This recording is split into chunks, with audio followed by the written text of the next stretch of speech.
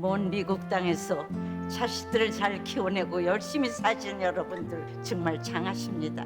안녕하세요. 전원주입니다. 전쟁도 가난도 겪은 우리 세대는 참 눈물겨운 세월을 살았죠. 아메리칸 드림을 이루기까지 여러분들의 세월이야 어떠셨겠습니까?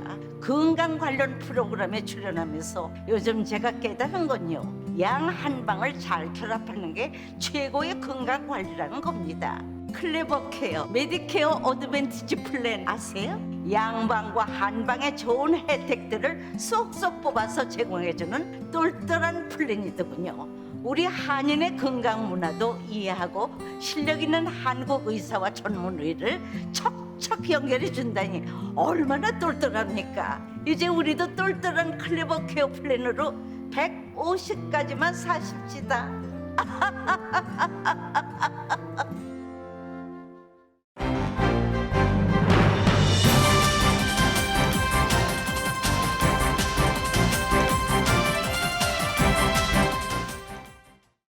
봄을 기다리는 설렘으로 행복한 2월 되시기를 라디오 서울이 응원합니다.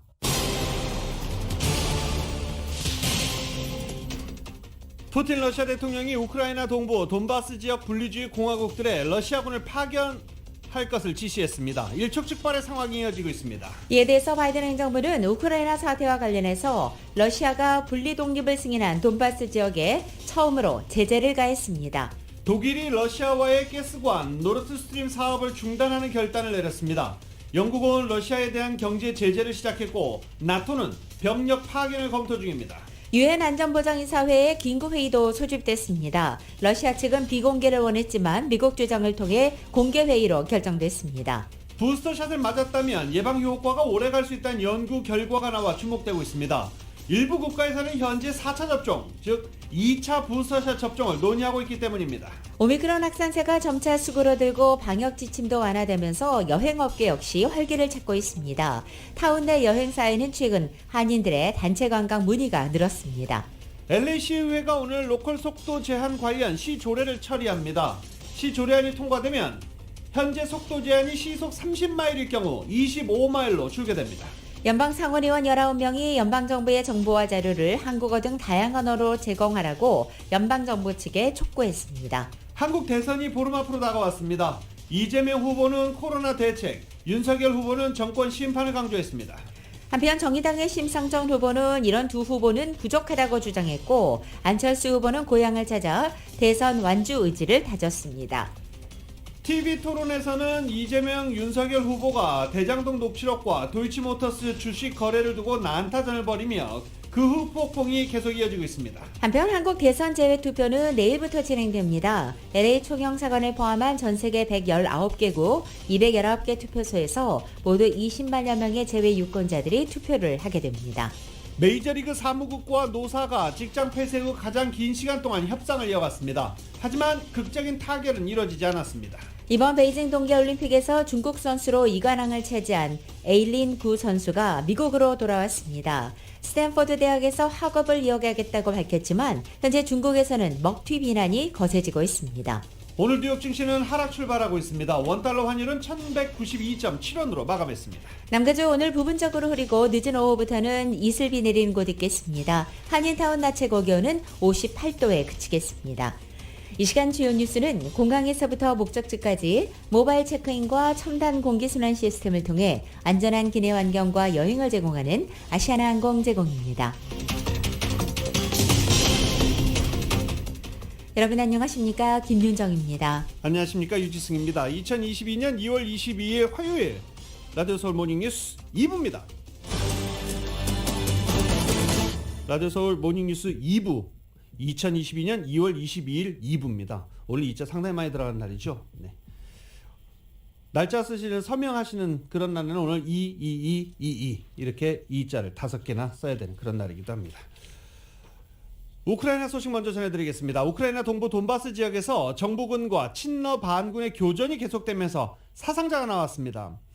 독일 통신은 우크라이나군의 발표를 인용해 반군 공격으로 정부군 병사 2명이 사망하고 18명이 중상을 입었다고 보도했습니다. 같은 지역에서 반군 소속 군인도 1명이 숨지고 3명이 부상했다고 통신은 전했습니다. 통신은 또 도네츠크 지역 노브루간스크에서도 민간인이 1명 사망하고 5명이 다쳤고 또 다른 반군 장악 지역인 루간스크에서도 민간인 1명이 다쳤다고 보도했습니다.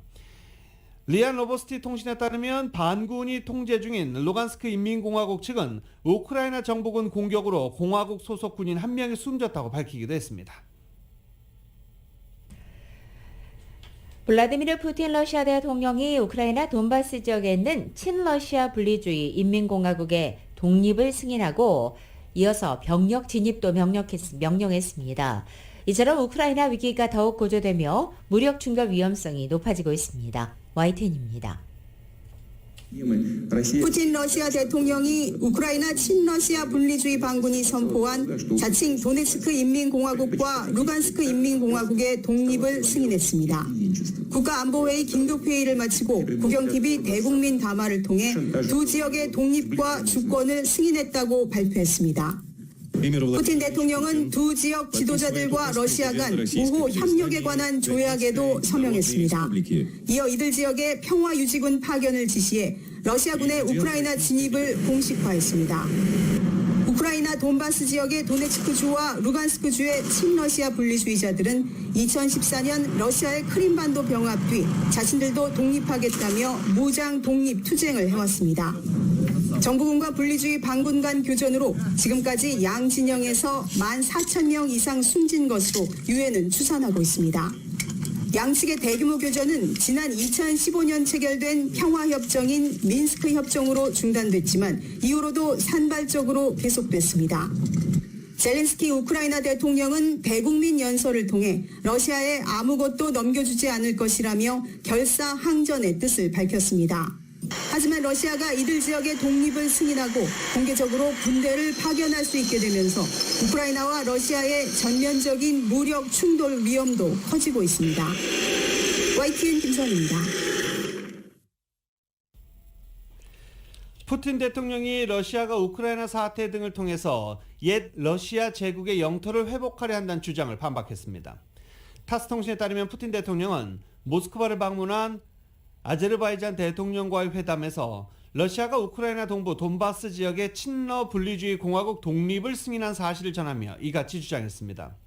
푸틴 대통령은 우리는 러시아가 옛 황제들이 정한 국경을 따라 제국을 복원하려 한다는 과장 섞인 주장들을 보고 있다며 사실과 다르다고 강조했습니다. 러시아가 우크라이나에서 병합한 크림반도와 돈바스 지역 등이 옛 제정 러시아에 속했던 점을 들어 이 지역 점령이 제국의 복원을 노리는 행보란 지적을 반박한 것입니다. 푸틴 대통령은 소련 붕괴 이후 러시아는 새로운 지정학적 현실을 인정하고 소련에서 새로 탄생한 모든 독립국의 협력 강화를 적극적으로 추진하고 있다고 주장하기도 했습니다. 또 러시아는 아제르바이잔과 알메니아 간의 분쟁 지역인 카라바흐 사태 해결에서도 모든 관련국의 이해를 고려해 아주 조심스럽게 행동했고 항상 서로 수용 가능한 해결을 찾으려 애쓰고 있다고 설명했습니다. 미국 정부는 우크라이나 사태와 관련해 러시아가 분리 독립을 승인한 돈바스 지역에 처음으로 제재를 가했습니다. EU와 서방 국가들도 일제히 대러시아 압박에 나섰지만 여전히 외교적인 해법은 열어두고 있는 상태입니다. YTN입니다.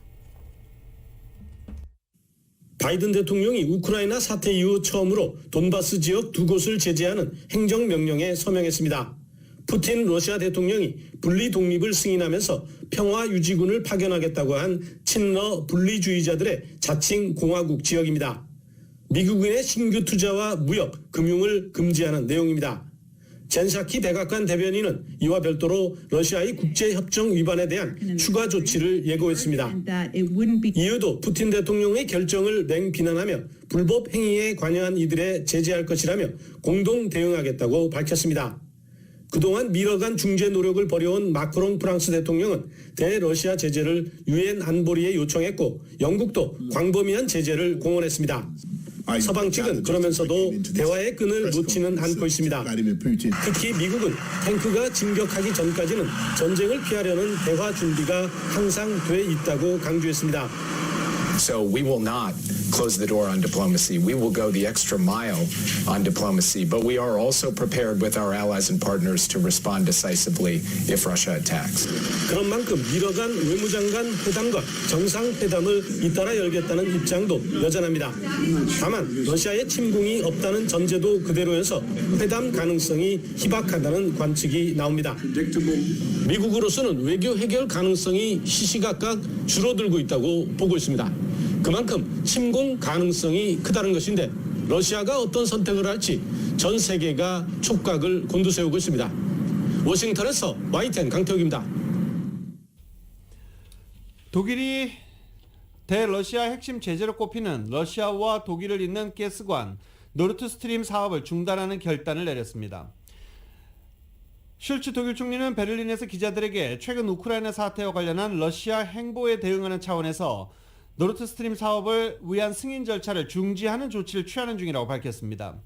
최근 진행되는 우크라이나 사태와 관련해 상황을 재평가해야 하고 특히 노르트스트림이 그런 분야라며 담당 부처가 사업 승인 과정을 다시 검토할 것이라고 덧붙였습니다. 이어 이번 결정은 제재 중 하나일 뿐이며 후속 조치가 이어질 수 있다며 러시아에 경고를 보내기도 했습니다. 이 노르트스트림은 러시아에서 발트해 밑을 통과해 독일 해안에 이르는 764마일에 이르는 파이프라인으로 대러 제재의 핵심으로 꼽혀왔습니다. 석유와 천연가스를 전적으로 수입에 의존하는 독일은 비교적 저렴한 가격에 천연가스를 확보하기 위해 2012년부터 이 사업을 개시한 바 있습니다. 우크라이나 사태로 인해 공급 차질 우려가 커지면서 국제유가가 배럴당 $100 가까이 인상됐습니다. 오늘 아침 브렌트유 가격은 한때 배럴당 $99.5까지 올랐다가 현재는 $98.77에 거래되고 있다는 소식입니다. 이것은 2014년 9월 이후 가장 높은 수준입니다. 한 투자 전문가는 국제유가가 $100 이상으로 올라갈 수 있다고도 전망했습니다. 우크라이나 위기와 또 미국의 추운 겨울, 또 세계의 원유가스 공급 투자 부족이 합쳐진 결과라는 분석도 나왔습니다. 이미 역대 최고치를 기록하고 있는 캘리포니아주 가솔린 가격이 우크라이나 사태로 향후 몇 달 동안 또 최고가 경신 행진을 이어갈 수 있다는 전문가 전망이 나왔습니다. 어제 가솔린 평균 가격은 갤런당 $4.74 최고가를 세운 바 있습니다. 전국 평균 $3.53를 훌쩍 넘는 가격입니다.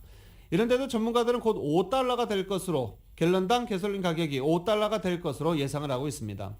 가솔린 가격 비교업체 가스버디의 패트릭 드하는 서방 국가들이 러시아에 대해 제재에 나서면 러시아가 석유 공급을 중단할 것이라며 코로나 수치 감소와 함께 가솔린 수요가 증가하는 시점에 이는 가솔린 가격 상승을 더 부추길 것이다 라고 설명했습니다. 이처럼 오른 가솔린 가격이 정상으로 되돌아오는데 최대 2년 이상이 걸릴 것으로 관측되고 있습니다.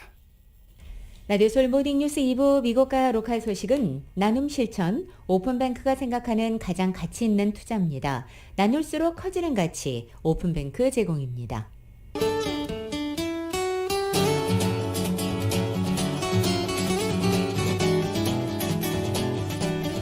맥도날드에서 소세지나 치킨 맥그리들 리즈로 여러분의 아침을 열어보십시오. 맥도날드 제공으로 2월 22일 화요일 남가주의 날씨입니다. 오늘 이른 아침 일부 지역에 비가 내린 가운데 오늘 하루는 남가주 대부분 지역에 겨울폭풍주의보 발효되어 있습니다. 일부 지역에는 바람주의보까지 내려져 있기 때문에 오늘 하루는 흐리고 찬 날씨를 보이겠습니다. 오늘 늦은 오후부터 내일 아침 사이 지역에 따라 또 한 차례 이슬비 소식 들어있고 2000피트 이상 상간 지역에는 눈도 내리겠습니다. 비가 내리면서 기온도 많이 떨어집니다. 대부분 지역의 낮 최고 기온 60도를 밑돌고 밤 최저 기온은 40도를 밑돌아서 한겨울 기온을 보이는 것입니다. 이렇게 흐리고 차가운 날씨 수요일인 내일까지 이어집니다. 목요일부터는 해가 나면서 낮 기온도 조금씩 오르겠습니다. 하지만 밤 최저 기온은 당분간 40도 내외에 머물러서 이번 주말이나 돼서야 40도를 웃돌기 시작할 것으로 보입니다. LA 한인타운의 오늘 낮 최고 기온 58도, 밤 최저 기온 41도, 오렌지 카운티 지역은 58도 42도, 밸리와 일랜드 엠파이어 지역은 59도 38도, 해안 지역은 58도 44도 되겠습니다. 한국 오늘 남부지방은 흐리고 그 외 지역은 대체로 맑은 날씨에 서울의 오늘 아침 최저기온은 13도, 낮 최고기온은 33도로 여전히 강추위 이어지겠습니다. 오늘의 날씨는 맥도날드에서 소세지나 치킨 맥그리 딜리즈로 여러분의 아침을 열어보십시오. 맥도날드 제공입니다.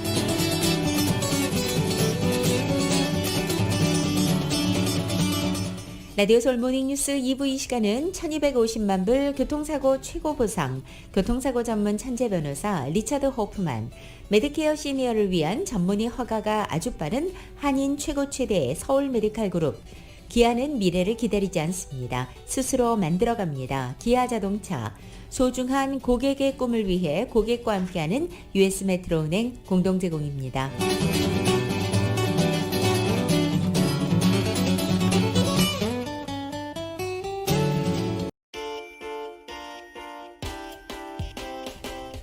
라디오 서울 모닝뉴스 2부 이 시각 현재 프리웨이 교통 상황입니다. 60번 이스트 선상입니다. 페어웨이 드라이브와 만나는 지점 이중 추돌 사고 있습니다. 2번 사우스 선상 플래처 드라이브로 내리는 지점엔 단독 차량 사고 있습니다.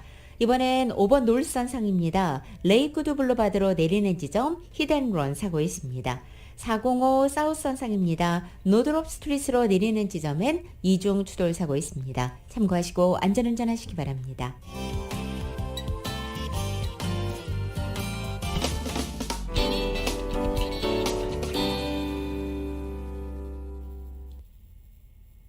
라디오 서울 모닝뉴스 함께하고 계십니다.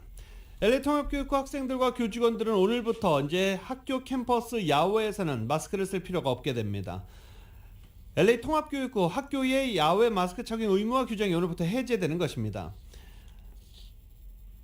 알베르토 카바로 LA 통합교육부 교육감은 지난 금요일 이런 개정 방침을 온라인에 게재하면서 확인했고, 오늘부터 캠퍼스 내 야외 마스크 착용은 개개인의 선택사항이지 의무는 아니라고 밝힌 바 있습니다. 많은 학부모들이 또 불안해하고 있기 때문에 자녀들에게 마스크를 야외에서도 써라 라고 지시하게 되면 아이들은 마스크를 써도 되고 벗어도 되고 이제 개개인의 선택사항이 된 것입니다. 일부 국가에서 코로나 백신 2차 부스터샷, 즉 4번까지 맞는 것을 논의하고 있는 가운데 1차 부스터만 맞아도 예방 효과가 오래갈 수 있다는 이 보도가 나왔습니다. 저명한 의학 전문지들에 게재된 여러 가지 최신 연구 결과들은 1차 부스터샷까지 모두 3번 접종하는 사람은 오랫동안 코로나 중증과 사망 위험에 대한 충분한 예방 효과를 얻을 수 있다는 것을 시사한다고 밝힌 것입니다. 따라서 이들 접종자는 앞으로 몇 년간 추가 접종이 필요 없을 수 있다고 뉴욕타임즈는 지적했습니다. 한 면역학 연구소장은 추가 접종에 따른 혜택이 줄어드는 것을 목격하기 시작했다며 65세 이상이나 고위험군의 경우에는 4번 접종, 즉 4차까지 맞을 수 있겠지만 대부분에는 필요하지 않다고 말한 것입니다. 파이자나 모더나 같은 메신저 리보액산 mRNA 계열 백신을 3번 접종하면 그 어떠한 변이 바이러스도 침투하기 어려울 정도로 훨씬 다양한 항체가 생성된다고 밝혔습니다. 이 다양한 종류의 항체가 기존 변이와 다른 새 변이로부터도 인체를 보호할 수 있다는 결론입니다. 파이자와 모더나, 얀센, 노바백스 등 4가지 종류의 백신 접종 후 생성된 T세포는 오미크론 변이에 대해서 기존 변이 대비 80%의 효력을 보였고, 앞으로 나타날 새로운 변이에 대해서도 비슷한 효과를 유지할 것으로 연구진은 예상하고 있습니다. 앞서 2003년도 아시아에서 크게 유행했던 사스 감염자의 경우 이 T세포가 17년 이상 지속됐다는 연구 결과도 나와 있습니다. 이번 결과는 코로나에 대한 소위 기억세포 역시 매우 천천히 감소할 수 있음을 시사한다고 전문가들은 밝혔습니다.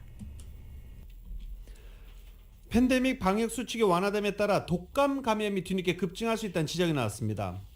연방질병통제예방센터 리넷 브레머 연구원은 사람들의 코로나 감염에 대한 두려움이 사라지면서 일상생활에서 덜 조심하기 때문에 독감 증가가 우려된다며 특히 어린아이들을 중심으로 독감 사례가 늘어나고 있다고 설명했습니다. 실제로 독감 감염 추세는 지난 몇 주 동안 미세하게 증가하고 있는데 독감 감염자의 약 3분의 2가 어린이 그리고 청소년으로 집계됐습니다.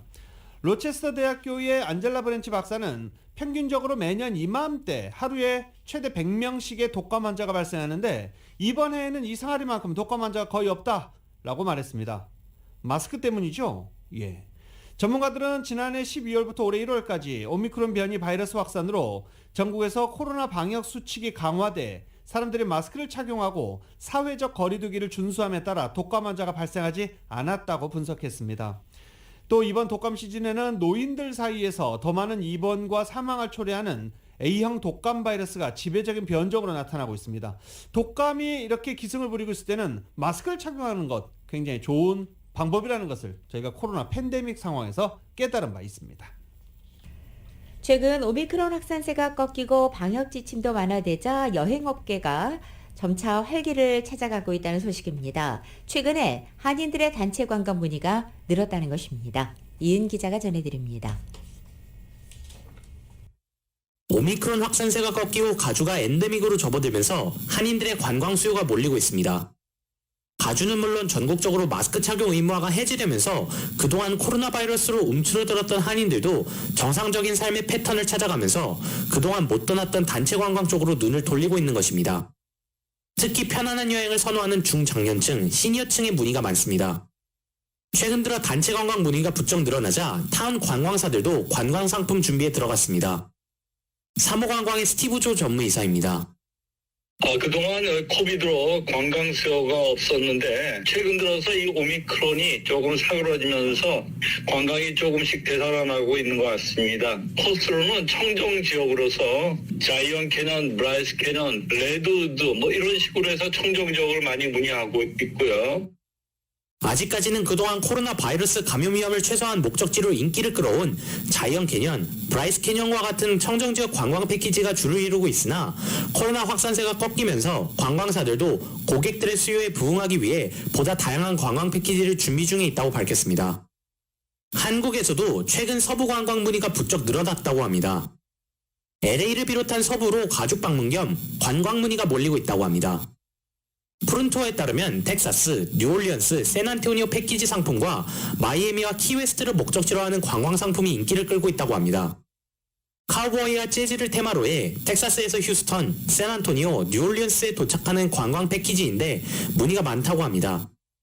이 외에도 세계 최대의 튤립 축제인 5월 캐나다 오타와의 튤립 축제를 테마로 한 관광 상품도 마련되어 있다고 합니다. 유럽 여행 문의도 많지만 유럽은 아직까지 여행 상품이 완전히 풀리지 않은 상태입니다. 국가마다 코로나 방역 지침이 다르기 때문에 입출국이 용이하게 한 나라를 중심으로 돌아보는 상품을 마련해 놓고 있는데 목적지는 주로 그리스나 스페인 혹은 이태리 지역입니다.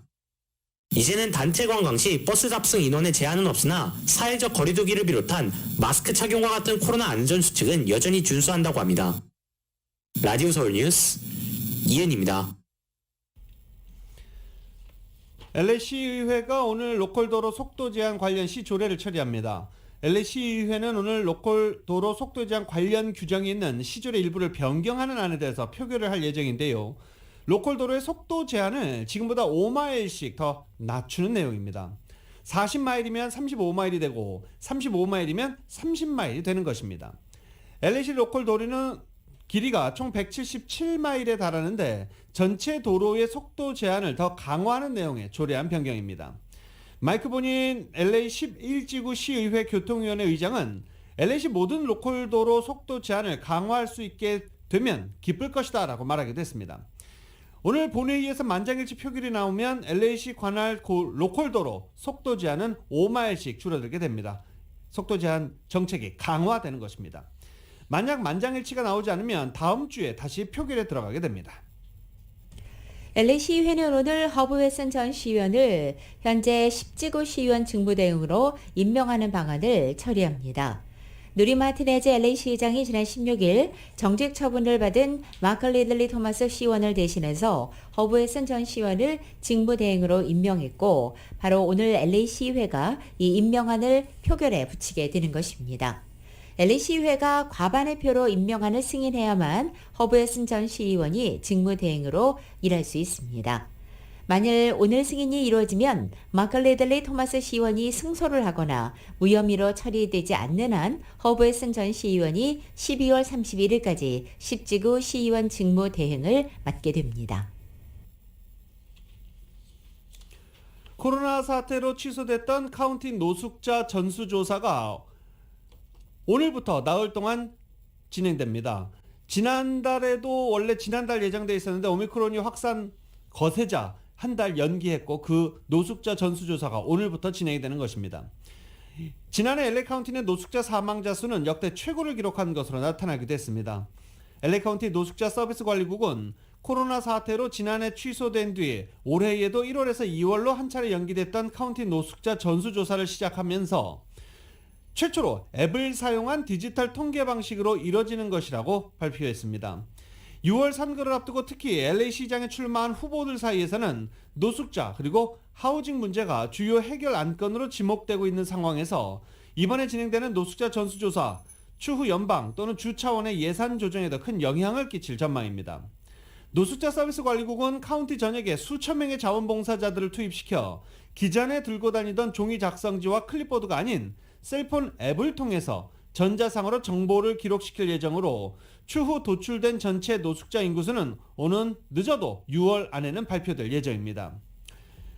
당국은 올해 헬스케어 데이터 매니지먼트 펌인 아키도 랩스와 계약을 맺고 이 어플리케이션을 개발해 셀폰 앱으로 지급했습니다.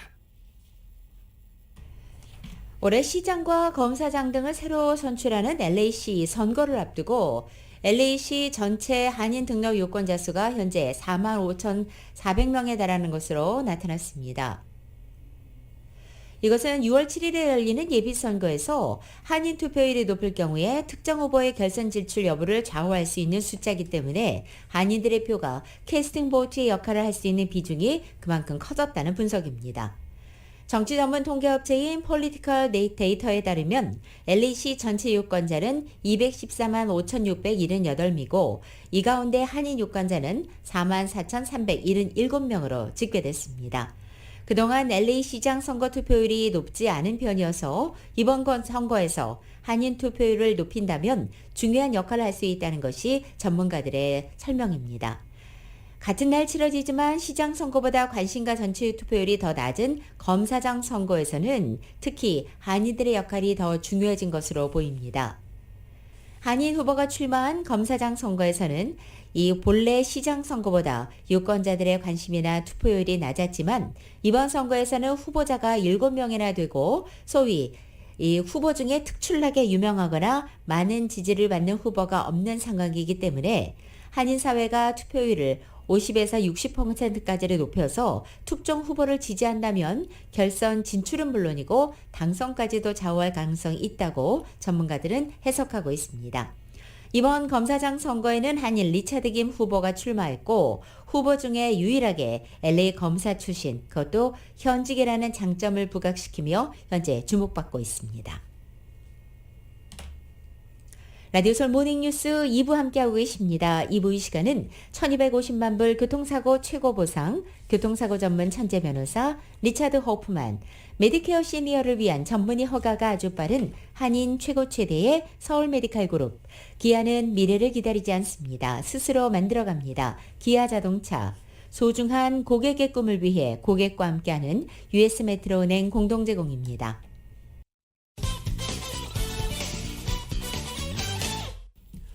라디오솔 모닝뉴스 함께하고 계십니다.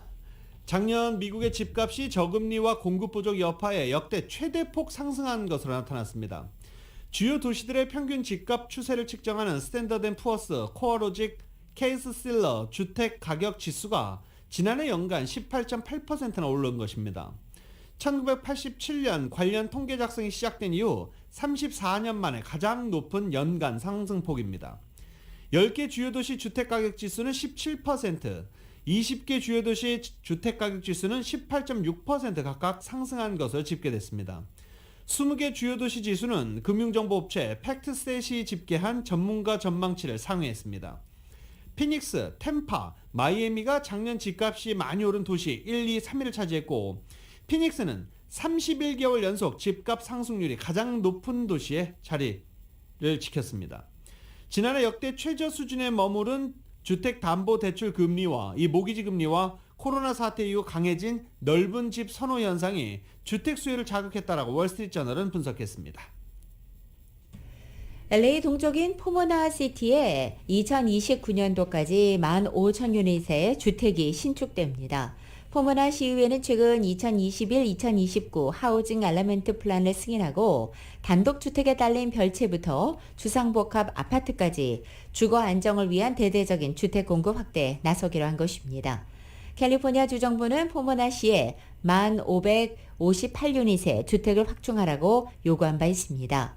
여기에는 2,799유닛의 극빈층 주택을 비롯해서 1,339개 유닛의 저소득층 주택, 그리고 1,510유닛의 중간소득층의 전용주택과 4,910유닛의 중간 이상 소득층 주택 등이 모두 포함되어 있습니다.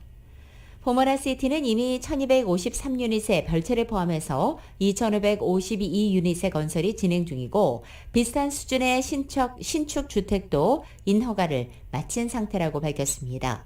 여기에 시내 홀트 에비뉴, 게리 에비뉴 같은 주요 도로와 다운타운 등에는 60여 곳의 주요 주택단지 개발 부지도 결정된 것으로 알려졌습니다. 명문 사립학교 연 등록금이 6만 달러를 넘었습니다. 팬데믹 기간 가격이 급등했습니다. 전국 사립학교 협회에 따르면 교육비가 가장 비싼 것으로 알려진 뉴욕에서 학생 한 명당 연 등록금이 6만 달러가 넘는 사립학교가 처음 나왔습니다. 스펜스 스쿨인데 6만 880달러였습니다. 올해 사립학교 등록금이 이같이 크게 오른 것은 코로나 바이러스 방역이 영향을 미쳤다는 것입니다. 등록금 인상이 학교에서 학생과 교직원을 코로나로부터 안전하게 보호하는 데 도움이 될 것이다라 강조하기도 했습니다. 자가 진단키트 마련, 의료진 구축, 교내 코로나 바이러스 확산을 막기 위한 비용을 학부모들에게 떠넘겼다라는 비판도 있는데 이래서 사립학교 아닌가요? 네. 사립학교들이 이렇게 비싼 등록금을 받아도 수요가 여전하기 때문에 등록금을 계속 올려도 가능하다라는 분석입니다. 특히 상류층 학부모들이 공립학교에 아이를 보내면 코로나 바이러스에 노출될 수 있다는 우려로 사립학교로 상당히 많이 전학한 것으로도 이번 코로나 바이러스 사태 팬데믹 기간 동안에 집계되고 있습니다. 뉴욕의 교육 전문 업체 스쿨서치앤와이스의 아르노 컨설턴트는 사립학교 교육이 비싼 만큼 가치가 있을 것으로 사람들은 믿고 있다라고 밝혔습니다. 오렌지 카운티 북부 한인회가 한인들에게 실질적으로 도움을 줄 수 있는 프로그램을 발표했습니다. 우리 함께 갑시다라는 슬로건으로 올해 활동을 시작한 오렌지 카운티 북부 한인회가 한인단체로서는 드물게 취업을 준비하는 한인을 대상으로 제1기 오렌지 카운티 북부 한인회 무료 라이센스 교육 프로그램을 마련하고 수강생을 모집합니다. 25일 금요일부터 접수가 시작되는 이 교육 강좌는 건축기술 강의 교육으로 건축 숙련반, 핸디맨반, 전기 초급반, 플러밍 초급반, 매주 토요일 오전 9시부터 12시까지입니다. 강의 기간 6개월 교재비 실습비 별도 25명과 또 캘리포니아 부동산 에이전트 라이센스 교육, 교재로는 강의와 리뷰, 또 강의 시간은 매주 화요일 오후 6시부터 9시까지 강의 시간 10주이며 교재비는 별도로 25명입니다. 케빈이 회장은 한인들이 라이센스를 취득해서 취업에 도움을 주기 위해 이 같은 교육 강좌를 마련했다면서 신청 인원이 더 많아지면 강좌 수도 더 늘려나갈 계획이라고 밝혔습니다. LA 한인회가 저소득층을 위한 LA 메트로 할인 프로그램 신청 대행 기관으로 선정돼 한인타운 청소년회관, 이 KYCC, 화랑 청소년재단 등 5개 단체와 합동 홍보 그리고 무료 신청 대행 서비스를 진행합니다. LA 한인회는 팬데믹 기간 방역 조치 일환으로 시행된 LA 메트로 무료 승차 기간이 종료됐고 지난 1월 10일부터 정상적인 요금이 부과되고 있는 LA 메트로에서 저소득층 가정을 위한 추가 할인 프로그램, 라이프 프로그램의 홍보와 신청을 돕기 위한 기관으로 LA 한인회가 선정돼 10만 달러를 지원받았다라고 전했습니다. 앞으로 KYCC, 화랑 청소년재단, 칼시 센터, LA 그로스, 그리고 반재범센터 이렇게 5개 단체를 파트너로 LA 지역 곳곳에서 라이프 프로그램에 관한 홍보와 신청을 돕게 될 예정입니다.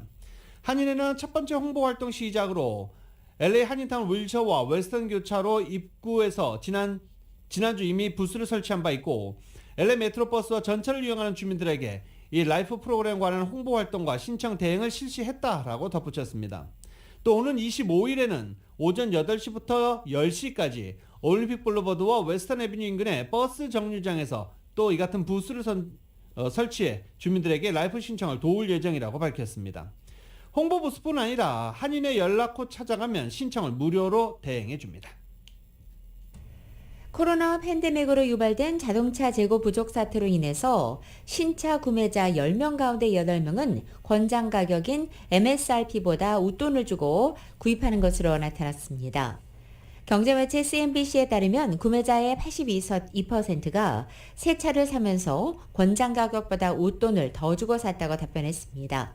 이것은 1년 전에 웃돈을 주고 샀다는 고객이 불과 2.8%였고 2020년도에는 0.3%에 불과한 것과 비교하면 컴퓨터 칩과 재고 부족이 빚은 자동차 시장 불균형의 심각성을 말해주고 있다는 것입니다.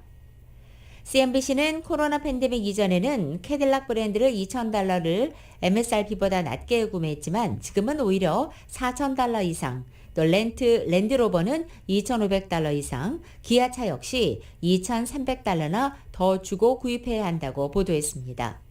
따라서 GM과 포드사는 바가지를 씌우는 딜러에 대해서 페널티를 부과할 것이라고 이달 초 발표한 바 있지만 수요와 공급 불균형 속에 웃돈을 주고 사는 행위는 여전히 계속되고 있습니다. 트럼프 행정부가 이민 제한을 목적으로 강화했던 공적 부조 규정을 다시 완화하기 위한 개정 작업이 추진됩니다. 연방국토안보부는 2019년 변경된 공적 부조 내용을 완화하기 위한 새로운 개정안을 연방관보에 게재하고 개정 절차에 착수했습니다. 60일간 의견 수렴 과정을 거친 뒤에 이르면 4월 중순께 확정해 시행에 들어갈 예정입니다. 개정안에 따르면 영주권 심사 시 기각 요인으로 작용하는 공적 부조 판단 기준을 연방 생활보조금과 빈곤층 현금 지원, 그리고 주정부 및 카운티 일반 현금 보조금 등 지난 2019년 개정하기 이전에 적용했던 현금성 복지 수혜로만 국한시키는 것이 내용의 골자입니다. 한국의 제20대 대통령 선거가 두 주 앞으로 다가온 가운데 수요일인 내일 23일부터 LA를 비롯한 세계 곳곳에서는 제외투표가 진행됩니다. 유권자들은 후보자의 정책과 공약을 웹사이트를 통해 확인할 수 있습니다.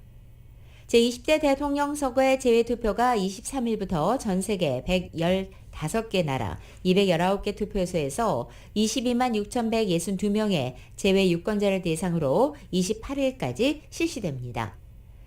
이어서 중앙선관위 홈페이지와 외교부 각 공간의 홈페이지나 게시판에서는 후보자 정보를 확인할 수 있습니다. 자세한 후보자의 정책과 공약은 정책 공약마당 사이트에서 볼 수 있다고 전하고 있습니다. 후보자 공약에 들어가면 이재명, 윤석열, 심상정, 안철수 등 후보자 기호 순으로 선거 공약서와 10대 공약 등을 확인해 볼 수 있습니다. 제너럴 모터스가 반도체 부족으로 차량 옵션에서 열선 좌석을 뺐습니다. 오는 2024년까지 반도체 등 핵심 부품의 공급난이 코로나 이전 수준으로 돌아가지 않을 수 있어서 자동차 생산 차질이 3년 더 이어질 것이라는 분석도 나왔습니다. CNBC는 제너럴 모터스가 반도체 부족으로 열선 좌석을 차량에 설치하고 못하고 있다며 올 하반기나 돼야 가능할 것이라고 전망했습니다. 완성차 기업들도 반도체 공급난에 여전히 시달리고 있는 것으로도 지적됐습니다. 전문가들은 2024년까지 자동차 핵심 부품 가용성이 떨어질 수 있다고 경고하고 있는 상황입니다.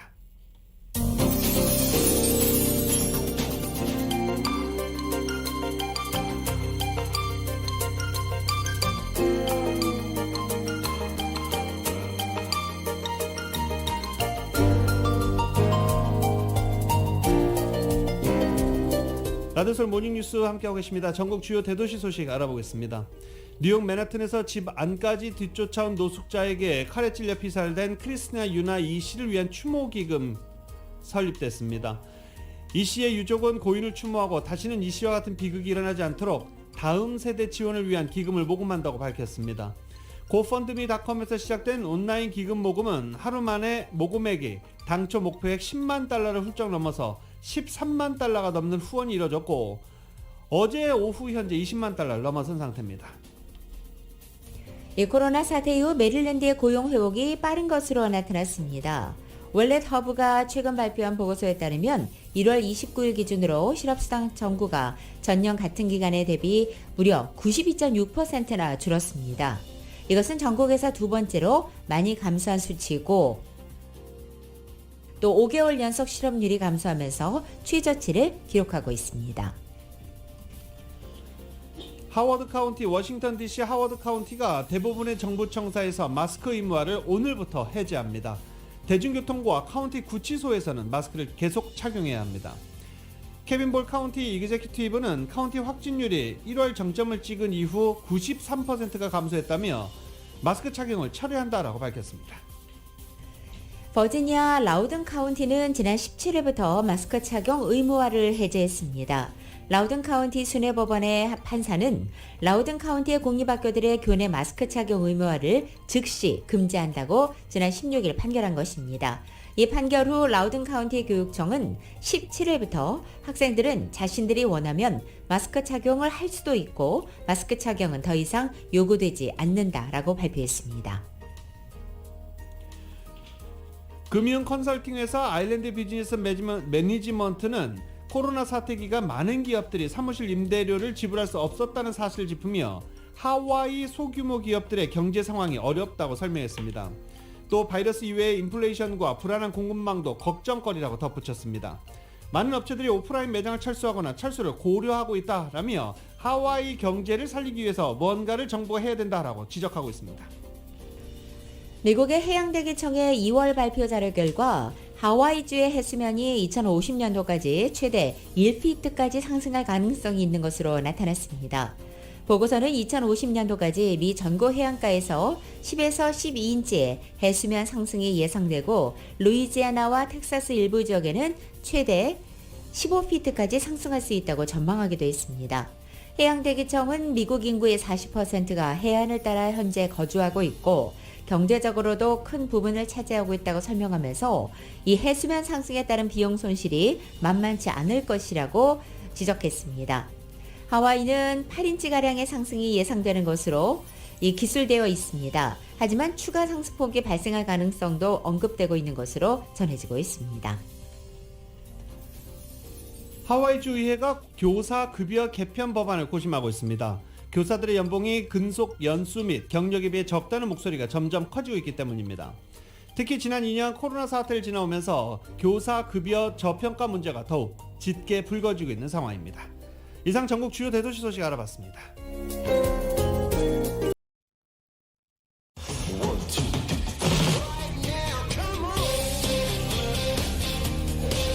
라디오서울 모닝뉴스 스포츠 소식입니다. 스포츠 소식은 전문가가 추천하는 이민법과 가정법 전문 제인정 종합법률사무소 제공입니다.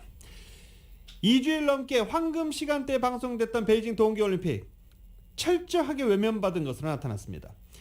MBC 유니버셜을 인용해 베이징 올림픽 시청률이 역대 동계올림픽 중 최악을 기록했다고 뉴욕타임즈가 보도했습니다. MBC 유니버셜의 스트리밍 서비스 피콕을 포함해 MBC 계열사를 통해 중계된 베이징 올림픽을 본 시청자는 하루 평균 1,140만 명으로 나타났습니다. 4년 전 평창 동계올림픽 시청자 1,980만 명과 비교하면 거의 반 수준입니다. 베이징 올림픽의 흥행 참패는 대회 개막 이전부터 제기된 인권 문제 등 각종 논란에 영향을 받은 것으로 보이고 있습니다.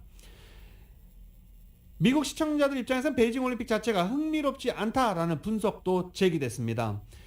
베이징 하계 올림픽 당시 수영에서 8관왕을 차지한 마이클 펠프스처럼 시청률 보증수표 스타급 선수가 없었다. 그리고 또 북미 아이스하키 리그 선수들이 NHL 선수들이 베이징 올림픽에 참가하지 않은 것도 동계올림픽 흥행에 찬물을 끼얹었다라고 분석됐습니다. 이번 베이징 동계올림픽에서 중국 대표팀의 금메달 2개를 포함해 모두 3개의 메달을 선사하면서 중국의 딸로까지 불렸던 프리스타일의 스키 선수 구아이링, 미국명 에일린 구 선수가 현재 중국 네티즌들의 큰 비난을 받고 있습니다. 중국의 주요 매체들은 현지 시간으로 22일 USA 투데이를 인용해서 에일린 구아이링이 올림픽을 마친 뒤 미국으로 돌아가 학업을 이어갈 것이다 라고 보도했습니다. 구아이링은 USA 투데이에 스키를 여전히 좋아하지만 앞으로 경기에 출전할지는 확실하게 말할 수 없다며 확실한 것은 미국으로 다시 돌아가 스탠퍼드 대학에서 공부를 하고 나에 관한 책을 출간하겠다라고 말했습니다. 현직 모델로도 활동하고 있는 구아이링 선수는 패션 사업과 관련된 경력을 이어가고 싶다고도 밝혔습니다. 이 구아이링이 예상보다 빨리 미국으로 돌아가겠다는 뜻을 밝히자 중국 네티즌들은 돈만 벌고 떠나는 배신자라며 비난의 목소리를 높은 것입니다. 구아이링은 올림픽 기간 중국에서 명품 브랜드 루비똥을 비롯해 여러 가지 중국 브랜드까지 모두 20개 이상의 광고를 섭렵하며 돈방석에 앉은 바 있습니다. 한편 중국 네티즌들의 비난이 이어지자 구아이링은 자신의 웨이보 계정을 통해 이번 올림픽에 참가한 소회를 올렸고 그의 결정을 존중하자는 응원의 댓글도 점차 달리고 있습니다. 한국에 지금 야시엘 푸이그가 있죠. 한국 프로야구에서 이제 야시엘 푸이그가 뛰게 됩니다. 메이저리그 악동으로 불렸던 한국 키움의 푸이그가 코리안 드림을 목표로 구슬땀 흘리고 있다라고 하는데 뭐 코리안 드림이 있겠습니까? 그냥 야구 선수 현역을 유지하기 위한 그런 방침으로 보입니다. 푸이그의 연습 장면이 연일 공개되면서 화제가 되고 있습니다. KBS입니다. 타구를 담장 밖으로 넘기는 괴력을 발휘한 푸이그. 유쾌하게 배트를 던지며 넘치는 흥을 발산합니다. 처음 해보는 공으로 공치기 훈련에서는 다소 설픈 모습도 보였습니다. 악동이라는 편견과는 다르게 사뭇 진지한 모습입니다. And do the best we can, like a team and like a family, and win the championship this year. That's my big goal. 일각에선 성숙해진 푸이그가 MVP 출신인 NC 테임즈처럼 엄청난 활약을 펼칠 것이라고 예상하고 있습니다. 빅리그 올스타였던 추신수 역시 푸이그의 재능을 극찬했습니다. 지금까지 온 선수 중에 최고가 아닐까. 나 미국에서 이렇게 했으니까 나 이렇게 해야지. 밑으로 그렇게 보는 마음가짐만 없다면 저는 진짜 어마어마한 성적을 낼 수 있는 선수라고 생각해요. 2017년 샌프란시스코에서 뛰었던 황재균도 야생마 같은 푸이그의 활약을 기억하고 있습니다. 너무 피지컬적으로는 훌륭한 선수이기 때문에 잘할 거라고 생각을 하고 있고 워낙 가지고 있는 게 좋은 선수이기 때문에 저는 당연하게 좋은 성적을 낼 거라고 생각하고 있습니다. 푸이그는 메이저리그에서 높은 공에 약한 모습을 보였습니다. 다음 달 시작되는 시범경기에서 상대팀들이 푸이그 공략법을 찾을 수 있을지 여부도 관전 포인트 중 하나로 떠오르고 있습니다. KBS 뉴스 하무림입니다. 2022년 2월 22일 화요일에 전해드린 라디오 서울 모닝뉴스 여기서 마치겠습니다. 지금까지 진행의 유지승, 김윤정이었습니다. 라디오 서울 모닝뉴스 2부 이 시간은 1250만 불 교통사고 최고 보상, 교통사고 전문 천재 변호사 리차드 호프만, 메디케어 시니어를 위한 전문의 허가가 아주 빠른 한인 최고 최대의 서울 메디칼 그룹, 기아는 미래를 기다리지 않습니다. 스스로 만들어갑니다. 기아 자동차, 소중한 고객의 꿈을 위해 고객과 함께하는 US 메트로은행 공동 제공이었습니다. 잠시 후 9시에는 강혜신의 오늘의 미국이 방송됩니다. 함께해 주신 여러분 고맙습니다.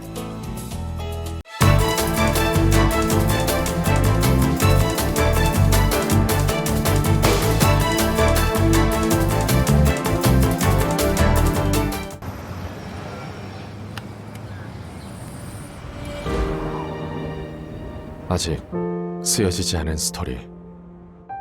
그 스토리를 완성하기 위해서는 새로운 아이디어를 찾아 움직여야 합니다. 우리의 움직임, 그것은 차세대 전동화 차량을 만드는 것입니다. 당신의 새로운 영감을 찾아서